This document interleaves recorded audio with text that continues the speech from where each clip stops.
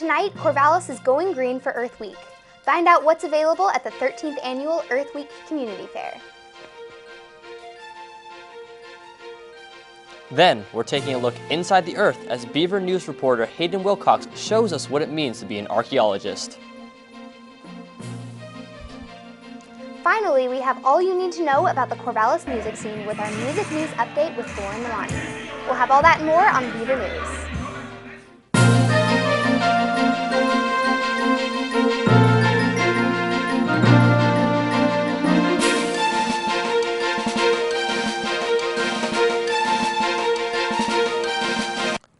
Good evening, and welcome to your Tuesday night edition of the Beaver News. I'm Willen. And I'm Molly Jones. We're glad you could join us tonight. Earth Day might be over, but OSU's Earth Week has just begun. A large crowd gathered in NU Quad today to celebrate the 13th Annual Earth Week Community Fair.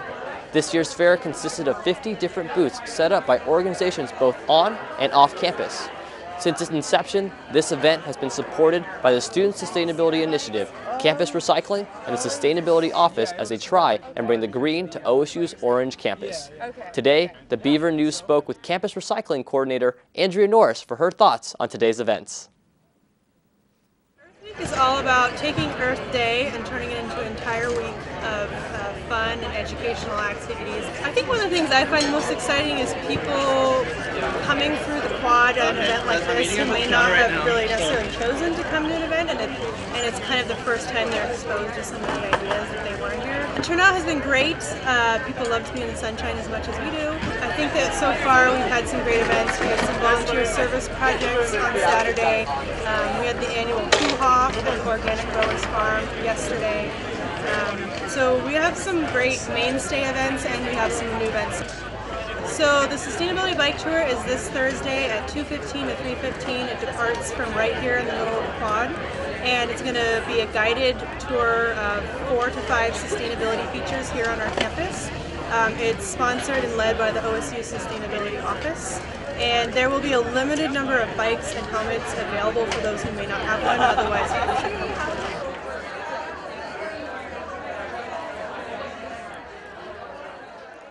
Today, students were able to see demonstrations from local companies, sample products from local farmers, and learn about different ways to help improve our environment. One method that one team of students are exploring involves how to turn everyday waste products like used food oils into renewable energy sources. So it was actually a senior design project from about 20, 25 years ago that we've been continually renovating to continue to show it at these events. We try and go to any sort of big campus event, especially one such as Earth Day, which is really focused on sustainability as a whole, where we know that our audience will be interested in what we're talking about. This reactor is making biodiesel, which is an alternative to regular diesel fuel or gasoline. And the main draw is that it's more eco-friendly. It's not nearly as efficient as diesel, but it's a little bit more efficient than gasoline, actually. We start moving away from the traditional gasoline fuel sources.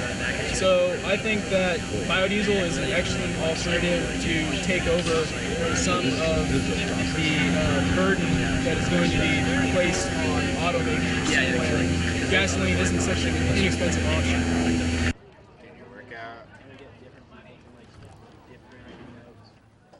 But what really caught our attention was the fact that this whole fair was run on completely green energy.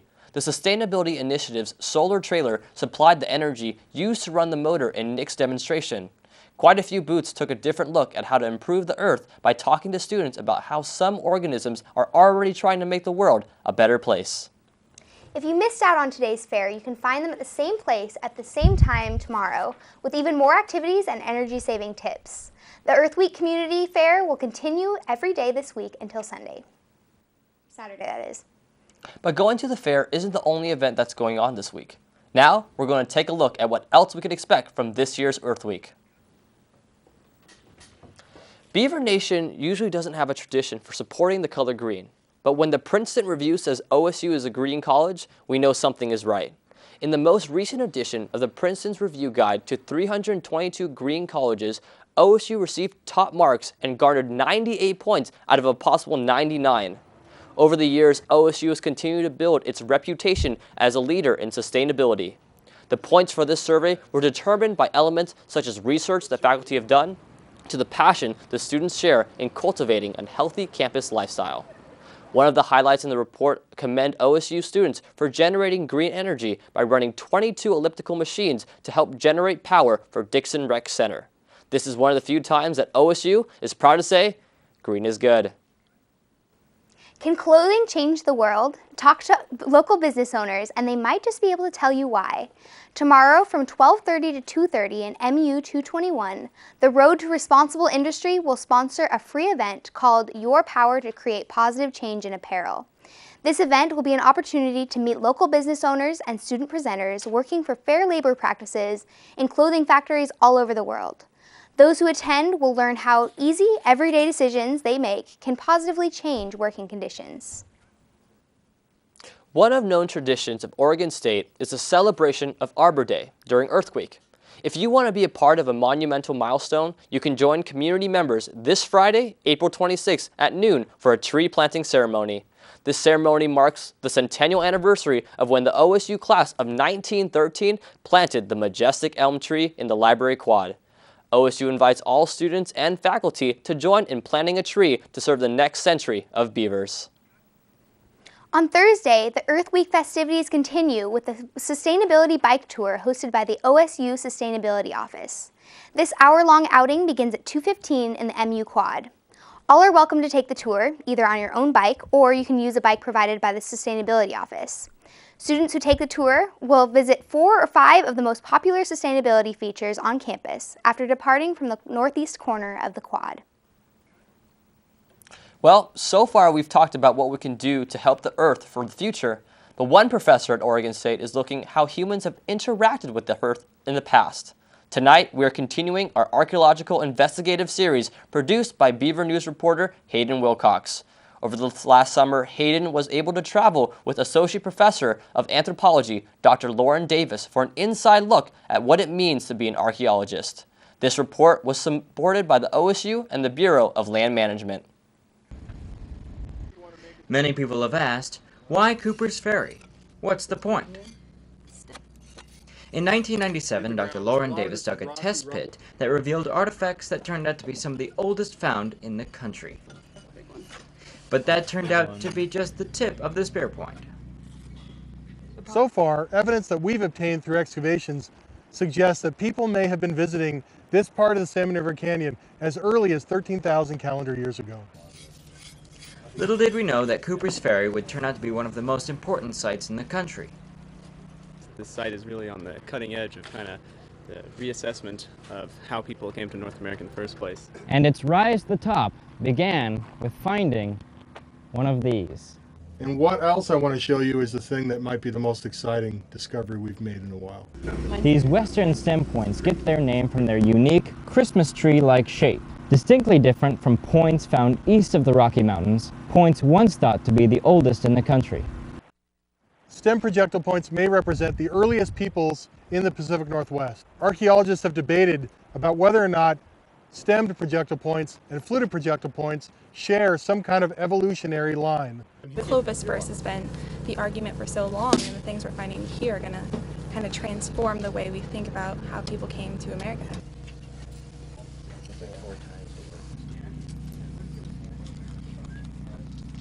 Well, what we're looking at is a projectile point, because you can see it's been worked on both sides.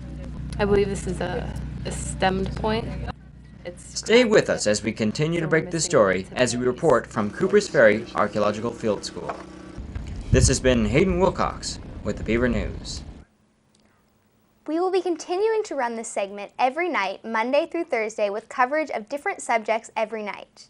Tune in tomorrow as Hayden shows us what kinds of tools archaeologists use and what the process of excavation is. This week is Queer Health Awareness Week, and the OSU Pride Center has a wide variety of activities planned. Tomorrow from 6 to 8 p.m., students can drop by the Pride Center for mocktails and join in a discussion about high-risk alcohol consumption within the queer community. On Friday from 4 to 6, students can discuss the challenges of differing sexual orientations when it comes to using the locker rooms at Dixon. And on Saturday, from 10 a.m. to noon in Langton 301, there's a crash course on self-defense for the OSU community. For more information on the activities available, you can check out the Pride Center's Facebook page. Do you feel lucky? Do you? If you want to test how lucky or how skilled you may be, you can stop by the Greek community's poker night.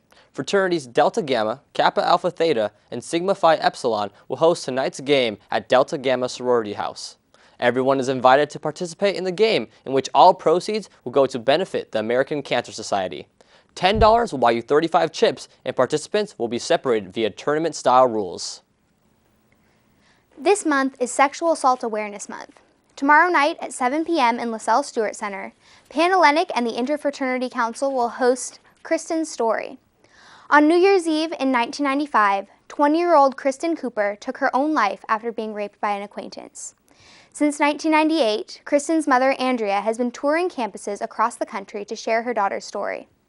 Tomorrow night, Andrea is making a stop at OSU to address the realities of sexual violence, depression, and suicide.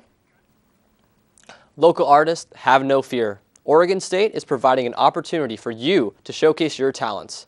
OSU is hosting a first-ever event that highlights the artistic talents of both local artists and student athletes. The event will take place on Saturday, April 27th from 5:30 p.m. to 8 p.m. Artwork may range from digital or traditional media, music, sculpture, painting, and new media. Artists are even allowed to donate or put their art for sale. A portion of the proceeds for those on sale will benefit the American Cancer Society. The goal of this event is to promote local artist awareness. OSU's goal is to make this an annual event. Well, since we're talking about local artists, this seems like no better time to transition over to Lauren Lamani, our friend at KBVR FM, with our update of what's going on in local music news. Thanks, Molly. This week is KBVR FM is holding a contest to win passes to the Sasquatch Music Festival. If you want to win tickets to the hottest concert of the year, you're going to have to hunt for them. Every day, the DJs at KBVR will hide 5 KBVR gift bags around campus, and during this week, those who find the bags and follow the instructions inside will have a chance to win free tickets. KBVR will announce our 2 lucky ticket winners at our quad event Friday, where they will receive a 4-day pass to Sasquatch May 24th through the 27th. In addition, KBVR FM will also be giving away 2 4-day passes to the Alhambra Theater's Mayday Music Fest in Portland. This year, Mayday lineup will include Red Fang, Sons of Huns, and Hustle and Drone, with many other bands. Our Friday quad event will include a competition to see who wins those passes. This week, the band Sally Ford and the Sound Outside will be talking with KBVR's MC Fresh tomorrow afternoon. Fans of Sally Ford can listen in at 88.7 FM or at kbvr.com. And in TV music news, this week's In the Pines episode will include a backstage glimpse with the Portland band Rags and Ribbons, who will be performing this Thursday at the Wonder Ballroom. You can also expect to see some show footage from A Happy Death, who had a show last week in Corvallis. In the Pines will be in the quad tomorrow and Thursday from 12 p.m. to 2 p.m. to announce the lineup of the Flattail Music Festival, and will also be giving away free stuff. And that's what's going on in music news this week. Back to you, Will and Molly. Thanks, Lauren. Well, that's just about all the news we have for you tonight. I'm Willen. And I'm Molly Jones. We're glad you could join us tonight. For more of your Beaver news, be sure to watch us on YouTube, like us on Facebook, or follow us on Twitter at Beaver News. Have a good night.